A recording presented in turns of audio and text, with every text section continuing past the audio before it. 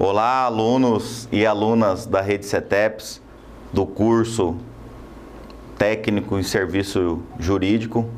Sou o professor Carlos Hayashida. A gente já iniciou ministrando as aulas de Direito do Trabalho e o Direito Previdenciário, que é a matéria de hoje, também faz continuidade a esse módulo, uma vez que o Direito do Trabalho e o Direito Previdenciário vai ser dado conjuntamente nesse curso de vocês. Então vamos lá?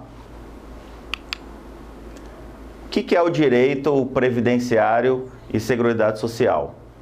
Então já vamos para uma breve conceituação dele, mas é o ramo do direito que tem por objetivo estudar, analisar, interpretar os princípios e as normas constitucionais, legais e regulamentares que se referem ao custeio da Previdência Social, que no caso do ordenamento estatal vigente, também serve como financiamento das demais vertentes da Seguridade Social, ou seja, assistência social e saúde, bem como os princípios e normas que tratam das prestações previdenciárias devidas aos seus beneficiários. Bom, lembrando a aula de Direito do Trabalho, a gente viu lá na CTPS, na Carteira de Trabalho e Previdência Social, os recolhimentos previdenciários.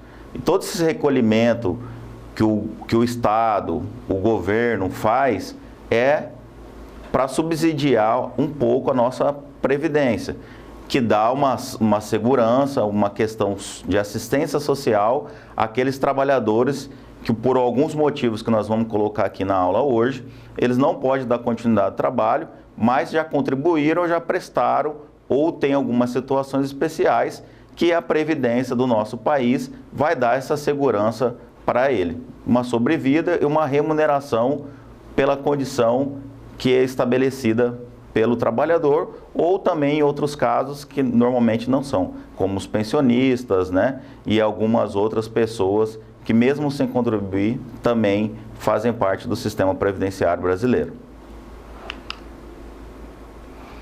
Nossa Previdência, ela está legalmente constituída, além de outras leis que a gente vai colocar aqui, mas com uma previsão constitucional. E dentro da Constituição tem um importante papel que descreve as diretrizes da Previdência, tanto que é considerável um direito social do cidadão.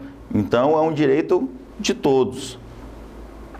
E está lá, no seu artigo 6º da Constituição. São direitos sociais à educação, à saúde, à alimentação, o trabalho, a moradia, o lazer, a segurança, a previdência social, bem como a proteção, a maternidade, a infância e a assistência aos desamparados na forma dessa Constituição.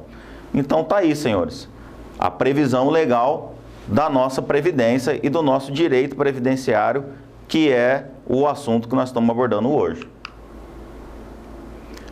Algumas legislações importantes para a gente entender, e isso daí é importante para vocês também, fora da aula aqui de ED, na preparação, junto com o material que a gente vai estar passando, também dá uma olhada nas leis. Além da Constituição que a gente leu, o artigo 1º, 3º, 5º, 6º, 7º, o 194 e seguintes, e 201 até o 202. Todos esses artigos dentro da Constituição, eles remetem a alguma questão ou algum benefício ou alguma norma legal sobre a Previdência do nosso Brasil. A Lei 8.212 de 91, que dispõe sobre a organização da Seguridade Social, institui o plano de custeio e dá outras previdências. A Lei 8.213, que dispõe sobre os planos de benefícios da Previdência e dá outras providências. A Emenda Constitucional 103, que é a reforma da Previdência, que foi uma matéria bastante discutida no passado, a questão do enxugamento, diminuição, estendendo e fracionando alargando, né, também algumas idades e algumas categorias, para que essa Previdência ela não se inchasse, não desse um boom de falir.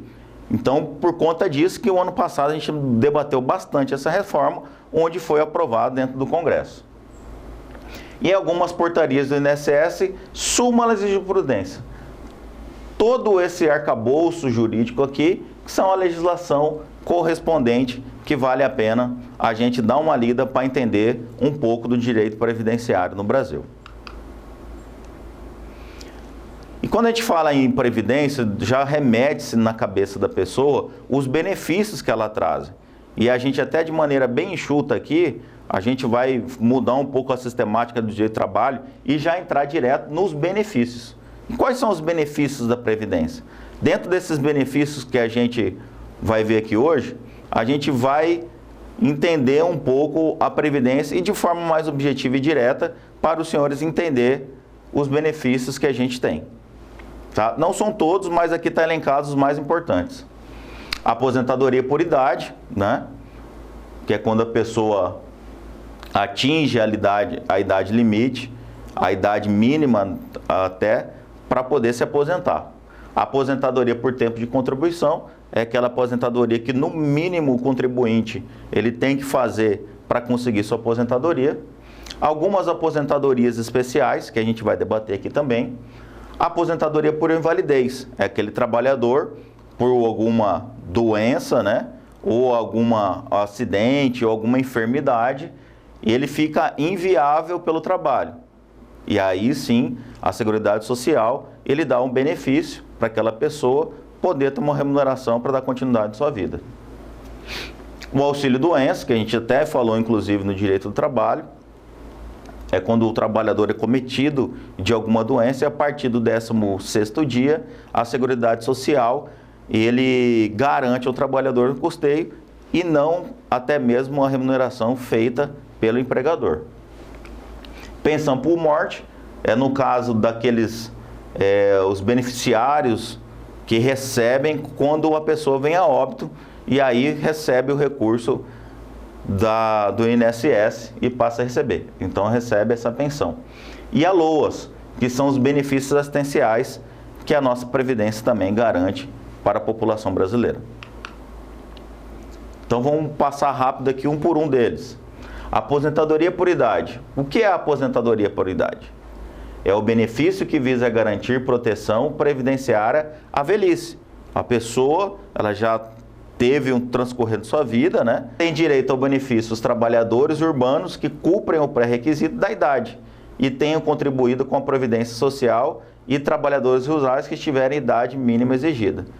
Então, não é somente a idade, né? Também tem que ter uma contribuição e aí a gente vai entrar depois mais a fundo. Então tá lá, idade, 65 anos para homem e 62 anos para mulher. Então teve até uma projeção da idade. Anteriormente, antes da reforma, essa idade era menor.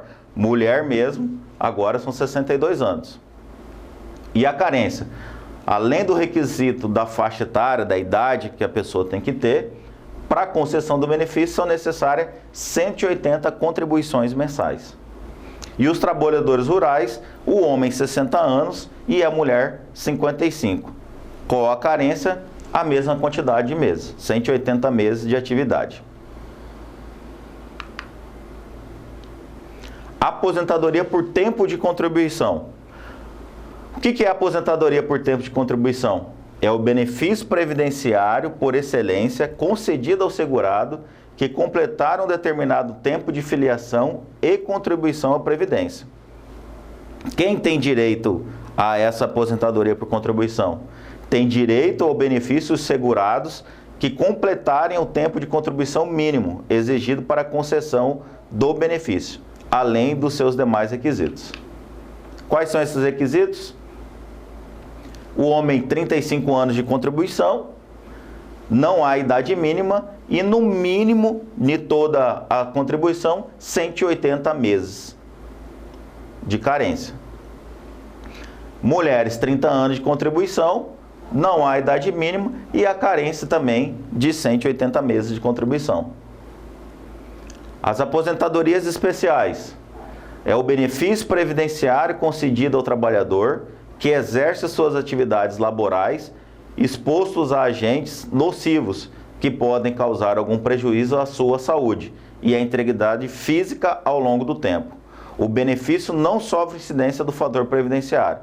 O fator previdenciário, para quem não entende, é uma fração, uma equação matemática, que depois acho que até na aula presencial a gente pode até fazer uma simulação para vocês entenderem, mas é mais ou menos um fator que mede, né?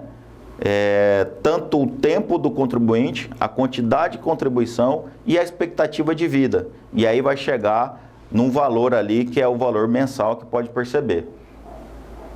Essa aposentadoria especial, ela independe do fator previdenciário, tá? Quem são essas aposentadorias especiais? São pessoas que trabalham com questão grave, alguns tipos de pintura que fica com agente químico, insalubre, periculosidade. Esses trabalhadores aí, como afetam a saúde dele mais do que os normais, a lei garante aí uma aposentadoria especial para eles. Tá? É concedido mediante a comprovação que o trabalhador exerceu a atividade com exposição a algum agente nocivo, definido pela legislação em vigor, e a época do trabalho realizado. O trabalhador precisa também exercer sua atividade com exposição a agentes nocivos por um determinado período de tempo. O tempo de contribuição necessário pode ser de 15, 20 ou 25 anos, dependendo do agente nocivo que o trabalhador foi exposto. Exemplo clássico no direito previdenciário é do mineiro, que se aposenta com este benefício excepcionalmente aos 15 anos de atividade. Então, cada categoria dessas especiais, a gente faz uma consulta ali e a gente vê se vai entrar em 15, 20 ou 25 anos. Vai depender do quê? Do agente nocivo que o trabalhador foi exposto. Aposentadoria por invalidez é um benefício previdenciário por incapacidade concedida ao segurado, em razão de alguma moléstia ou incapacidade. Não pode mais exercer atividade. Quem tem direito a essa aposentadoria por invalidez? O assegurado que cumpriu os requisitos da aposentadoria por invalidez, ou seja, quem cumpra a carência mínima e tenha sido acometido de alguma incapacidade que o impossibilite para o trabalho. Não será concedida se a moléstia que acomete o segurado for anterior à filiação ao regime geral, ou seja, correr antes de o assegurado começar a contribuir. É a doença pré-existente, né? Aqui fala que o assegurado ele só vai ter direito ao auxílio por invalidez se a moléstia ou a causa dessa invalidade dele para o trabalho ocasionou depois que ele está assegurado junto à Previdência. Não há requisitos de idade ou tempo de contribuição para essa aposentadoria. É a garantia que o trabalhador ele começou a trabalhar, independente da idade, até por conta, o próprio nome já disse, pela invalidez da continuidade do trabalho. Então não seria justo, né, ter algum requisito de idade, porque essas coisas são imprevisíveis, né? A doença, alguma enfermidade, alguma moléstia que aconteça e que inviabilize o trabalho para a pessoa, ele não vai conseguir mais trabalhar e ele precisa se sustentar da mesma forma ou até mesmo sua família. Então não há esse requisito. E a carência para aposentadoria da invalidez é de 12 meses de contribuição. Auxílio doença, isso daqui a gente debateu também um pouco já nas aulas de direito do trabalho. E muita gente que nós somos trabalhadores, a gente também já tem um pouco de noção dessa situação. Então é um benefício previdenciário pago pelo INSS, pessoas que ficam incapacitadas pelo trabalho. Quem tem direito? As pessoas que ficarem incapacitadas para o trabalho ou atividade habitual por mais de 15 dias consecutivos e que cumpriram os requisitos da lei. Tá lá. O período de carência é no mínimo de 12 contribuições mensais, ou seja, tem que ter um ano ali de contribuição para acessar o auxílio doença, né? Fica dispensado da carência o segurado cuja incapacidade for decorrente de um acidente de trabalho. Aí é uma grande diferença do acidente do auxílio doença e o auxílio acidentário. Auxílio doença, a pessoa ele foi acometida por uma enfermidade. Ele teve uma doença qualquer, né? Vamos colocar aqui dentro para a atualidade. Ele pega o coronavírus, né? E fica mais de 16 dias incapacitado para o trabalho. Depois do 15º dia, ele vai para o INSS. Então, é uma doença, é uma enfermidade, uma moléstia que foi acometido para ele. Não foi em decorrência do trabalho. O acidente de trabalho, ele é decorrente do trabalho. Então, vamos dar um exemplo bem esdrúxulo aqui, mas que fica marcado. Um serralheiro, por exemplo, ele está fazendo o seu trabalho lá e corta a sua mão na serra. E aí vai fazer uma cirurgia, vai fazer a reparação da mão e durante 3 meses não tem condições de exercer a atividade dele de serralheiro. Então ele passa ali para o auxílio acidentário, que é isso decorrente do acidente de trabalho, né? E para isso daí não há necessário a carência, quando o acidente é por conta do trabalho. Pensão por morte. Pensão por morte também é um benefício da nossa Previdência Social. Lógico que não vai se dar para a pessoa, mas sim para os seus beneficiários, para os seus herdeiros, muitas das vezes. E o que é essa pensão? É um benefício previdenciário concedido aos dependentes do segurado que falecer, aposentado ou não. Ou seja, ele mesmo aposentado, não estando trabalhando, essa pensão pode ser transferida para os seus assegurados. Quem tem direito, a Lei 8.213 de 91 estabelece os dependentes do segurado, que normalmente são a cônjuge, a companheira, o companheiro, o filho não emancipado, de qualquer condição, menor de 21 anos, ou inválido que tem deficiência intelectual ou mental, ou deficiência grave, os pais, irmãos não emancipados de qualquer condição, menor de 21 anos, ou inválido que tem deficiência intelectual ou mental ou deficiência grave, enteado e o menor tutelado equiparam-se a filho mediante a declaração do assegurado. São 3 requisitos para essa pensão por morte: o óbito ou a morte, claro, presumido do assegurado, a qualidade de assegurado do falecido, quando óbito, ou seja, a pessoa tem que estar assegurado ao INSS, é um seguro, vamos colocar assim, que ele tem que fazer a contribuição. A contribuição é a mensalidade, como se a gente fosse fazer um seguro. A qualidade do segurado falecido quando óbito, a existência de dependentes que possam ser habilitados como beneficiários junto ao INSS. Isso é uma coisa importante que às vezes muita gente não faz, que é fazer essa habilitação dos beneficiários junto ao INSS. E aí nós, advogados, a gente muitas vezes enfrenta, inclusive em questões trabalhistas, direito trabalhista, a gente usa inclusive essa lista de beneficiários do INSS para fazer o pagamento das verbas trabalhistas e rescisórias ali do falecido quando vem a óbito. E os benefícios de prestação continuada ao idoso ou deficiente, que é o chamado LOAS, que é a prestação paga pela Previdência Social, que visa garantir um salário mínimo mensal para as pessoas que não possuam meios de prover a própria subsistência ou de tê-las promovida por sua família. O LOAS, então, é um benefício que não é para o trabalhador. Ele é um benefício da Seguridade Social que o INSS presta para quem não tem condições de trabalhar, de prover a subsistência. Então a Previdência ela garante um benefício para essas pessoas, que pode ser o idoso ou pode ser aquelas pessoas que não têm condições, que possuem deficiência inclusive. Tem direito ao benefício ou pessoas com deficiência que estão em possibilidade de participar e se inserir em paridade de condições com o restante da sociedade e que também vivenciem estado de pobreza ou necessidade. Então, além do requisito de ter deficiência, ele também tem que ter a condição de hipossuficiência, que a família não dá condições de sobreviver. Aqueles que possuem, que tiverem condições econômicas dentro de uma estrutura familiar, ele não vai acessar esse benefício. Destaca-se para a obtenção do benefício, não é preciso que o requerente tinha contribuído para o INSS, bastando que esse preencha os requisitos. É aquela carência que a gente tratou nos outros benefícios, muitas das vezes de 180 meses, alguns de 12 meses que a gente colocou. Nesse caso do LOAS, a pessoa, né, ela não precisa ser um assegurado.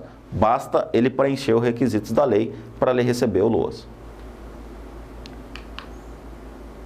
O idoso precisa ter 65 anos ou mais e comprovado o estado de pobreza e necessidade. O portador de deficiência pode ser de qualquer natureza, que obstrua sua participação plena e efetiva na sociedade em igualdade de condições com as demais pessoas. Comprovado também, de novo, a estado de pobreza e necessidade. Então, pessoal, assim a gente encerra esse módulo que uniu o direito do trabalho e o direito previdenciário. A gente separou didaticamente para os senhores e senhoras os vídeos de direito do trabalho. E hoje a gente encerra com o direito previdenciário, focando mais nos benefícios, né, que o INSS prevê dentro da sua legislação para os senhores. E até a nossa aula presencial.